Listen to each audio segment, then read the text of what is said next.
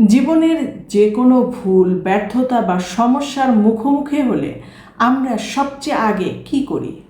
পড়াশোনায় ভালো রেজাল্ট হলো না, শিক্ষক ভালো ছিলেন না, অফিসে প্রমোশন আটকালো, বস আমার সাথে পক্ষপাতিত্ব করেছেন, সম্পর্কে অশান্তি চলছে, সঙ্গী আমাকে একেবারেই বোঝে না। অর্থাৎ দিন শেষে আমাদের একটাই উত্তর, ভুল আমার নয়, দোষ সব অন্যের।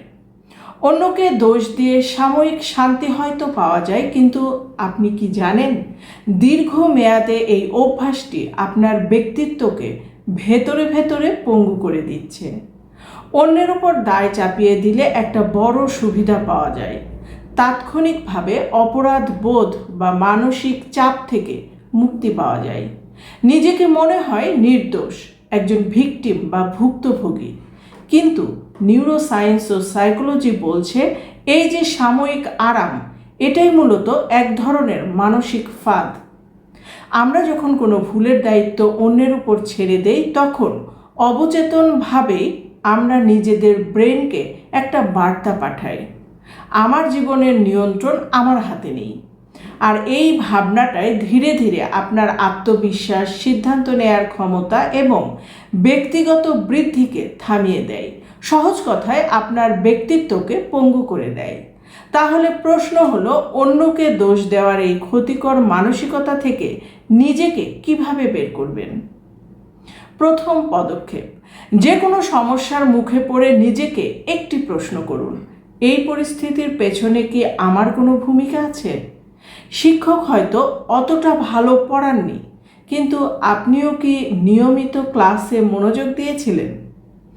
বস হয়তো কিছুটা পক্ষপাতিত্ব করেছেন, কিন্তু আপনি কি নিজের দক্ষতার সর্বোচ্চটা দিয়েছিলেন?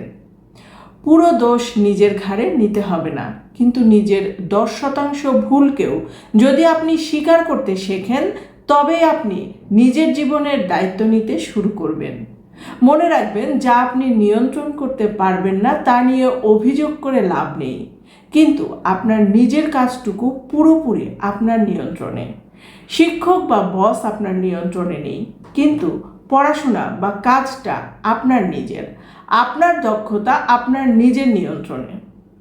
দ্বিতীয় পদক্ষেপ, যে কোনো ভুলের খবর শোনার সাথে সাথে আমাদের মস্তিষ্ক ডিফেন্সে চলে যায় এবং ঝটপট অন্যের উপর দোষ চাপানোর অজুহাত খুঁজে।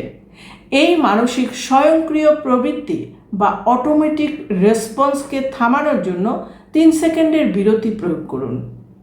কোনো ভুল বা ব্যর্থতার খবর কানে আসা মাত্রই সাথে সাথে প্রতিক্রিয়া না জানিয়ে 3 সেকেন্ড সময় নিন। লম্বা একটা শ্বাস নিন। নিজেকে জিজ্ঞেস করুন, আমি কি সত্যিই সমাধান খুঁজছি, নাকি আত্মরক্ষার জন্য কোনো অজুহাত খুঁজছি? এই 3 সেকেন্ডের সচেতন বিরতিটাই আপনাকে হঠাৎ অজুহাত দেওয়া থেকে থামিয়ে দেবে। তৃতীয় পদক্ষেপ, ভুল হয়ে গেলে দুর্বল মানসিকতার মানুষরা সবসময় অতীত নিয়ে পড়ে থাকে। কেন ও এমন করলো? কেন আমার সাথে এমন হলো?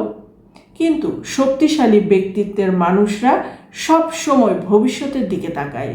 অতীতকে বদলানো অসম্ভব, কিন্তু ভুল থেকে শিক্ষা নিয়ে ভবিষ্যৎকে বদলে ফেলা পুরোপুরি সম্ভব। তাই অভিযোগের অভ্যাস থেকে বের হতে হলে শব্দ পরিবর্তন করুন। কেন ও এই ভুলটা করলো না বলে নিজেকে বলুন, পরিস্থিতি যাই হোক, এই অবস্থা থেকে ঘুরে দাঁড়াতে এখন আমার কি করার আছে? যখনই চিন্তার মোড় অজুহাত থেকে সমাধানের দিকে ঘুরবে, তখনই আপনি মানসিক শক্তি ফিরে পাবেন।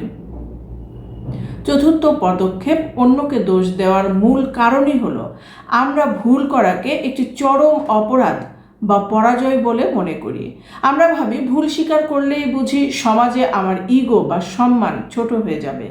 কিন্তু বাস্তব সত্য হলো, পৃথিবীর কোনো সফল মানুষ ভুল না করে এত দূর আসেনি। ভুল করা মানে আপনি চেষ্টা করছেন, ভুল করা মানে আপনি মানুষ। নিজের ভুলগুলোকে লজ্জা হিসেবে না দেখে যদি শেখার অভিজ্ঞতা হিসেবে দেখতে শুরু করেন, তবে আর অন্যের উপর দায় চাপানোর প্রয়োজনই হবে না। আপনি আনন্দের সাথেই বলতে পারবেন, হ্যাঁ, এই সিদ্ধান্তটি আমার ভুল ছিল, কিন্তু পরের বার আমি এখান থেকে শিখে আরও ভালোভাবে কাজটা করব। পরিশেষে একটা কথা মনে রাখবেন, আপনি অন্যকে দোষ দিয়ে জীবনের একটা চ্যাপ্টার হয়তো এড়িয়ে যেতে পারবেন, কিন্তু গল্পের পরের পাতাগুলো সুন্দর করার ক্ষমতা হারিয়ে ফেলবেন। আপনার জীবনের চালকের আসনে অন্য কাউকে বসতে দেবেন না। ভুল হোক, ব্যর্থতা আসুক, সেটির দায়িত্ব নিজের কাঁধে নিন।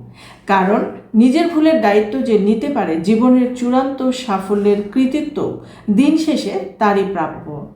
আজ থেকেই ছোট ছোট ভুলের দায়িত্ব নেওয়া শুরু করুন। দেখবেন মানসিক শান্তি ও আত্মবিশ্বাস দুটোই বহুগুণ বেড়ে গেছে।